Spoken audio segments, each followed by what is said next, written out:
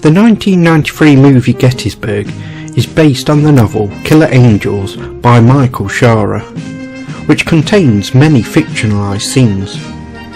The movie is considered a work of fiction, but it does maintain many truths about the battle. But Gettysburg is the victim of some historical inaccuracies.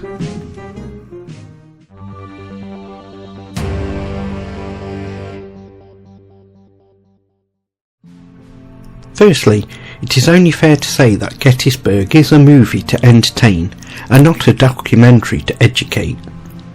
Although the battle scenes and troop movements are carefully recreated based on historical records and accounts, the dialogue and interactions between the film's main characters, which include several prominent Confederate and Union generals, are also grounded in historical accounts. That said, as with any historical dramatisation, there are some minor inaccuracies or artistic liberties taken for the sake of the narrative. For example, the film compresses the timeline of certain events and condenses the perspectives of some individual soldiers and officers. Almost every character in Gettysburg is based upon a real person who fought in the Battle of Gettysburg in 1863, except for Sergeant Buster Kilrain. Kilrain was an entirely fictional character created for the purposes by Shaara's novel, The Killer Angels. The sergeant was then adapted for the big screen in Gettysburg, and he became one of the most popular characters in the film. Some believe that Shaara's partly based Kilrain's character on Sergeant George Buck, who was critically wounded during the battle, just like Kilrain in Gettysburg. A minor detail changed in the movie is that Moxley Sorrell was promoted to Lieutenant Colonel before Gettysburg. Major Moxley Sorrell, a soldier fighting on the Confederacy side in Gettysburg. But that wasn't the real Sorrell's title during the Battle of Gettysburg in 1863. Back on the 24th of June 1862, the Confederacy promoted Sorrell to Major, and less than a year later, on June the 18th, 1863, he was promoted to Lieutenant Colonel. Since the Battle of Gettysburg took place from the 1st of July to the 3rd of July, in 1863, he would have been Lieutenant Colonel Moxley Sorrell, not Major Moxley Sorrell. For some reason or another, the filmmakers reverted Sorrell's rank to Major for the movie, and it is unclear why this change was made. Another difference from history is the exaggerated friendship between Winfield Scott Hancock and Louis Armistead. Major General Winfield Scott Hancock and Brigadier General Louis Armistead are two of the most significant characters in Gettysburg, and the pull and push of their star-crossed friendship serves as an important plot point in the film. But the movie exaggerated the two men's friendship for the purpose of misery. Hancock and Armistead were friends in real life, as they met while fighting for the antebellum army, but the anguish of their fighting on different sides of the Civil War was embellished for the sake of storytelling.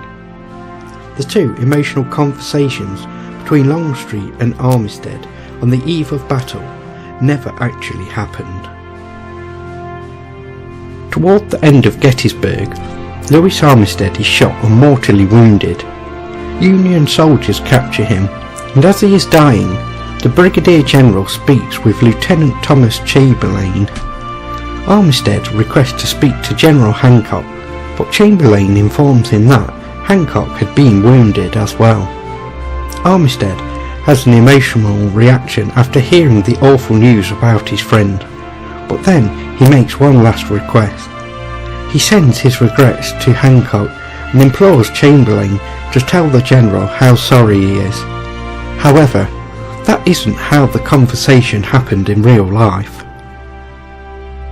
Chamberlain wasn't the soldier Armistead spoke with on Cemetery Ridge while he was bleeding out. In reality, he had a conversation with Henry Bingham, a captain on Hancock's staff. but the director had no desire to introduce a new character at the end of the film. So instead, the filmmaker just had Chamberlain be the one to talk with Armistead in Gettysburg. Perhaps the most unfair change from history is the way the movie downplays the importance of Union Major General George Meade's role in the battle. Meade is rarely seen in the movie and only appears on the big screen for around 1 minute. Given that Gettysburg is over 4 hours long, it is surprising that the director chose to cut Meade's character out of most of the film. Meade was undoubtedly one of the most significant figures at the Battle of Gettysburg in 1863, and for those whose main reference for the notorious fight in the 1993 movie, they might not even know who Meade was. Colonel Joshua Chamberlain, General John Bulford, Major General Winfield Scott Hancock and other Union figures are focused on in Gettysburg, rather than the man who leads them all. The uniforms in the movie are historically correct, although the hats worn by some characters were not common during the Civil War era. Historical evidence suggests that James Longstreet wore a kepi, a soldier's cap that was commonly worn by troops. Although the movie has minor differences from history, it does accurately depict some aspects of the battle, including the coming together of the civilian soldier army that the Civil War created, the bonds that were ripped when the nation went to war in 1861, and the pushback by Longstreet against Robert E. Lee. The National Park Service allowed the movie to film battle scenes directly on the Gettysburg battlefield, including scenes of Devil's Den and Little Round Top.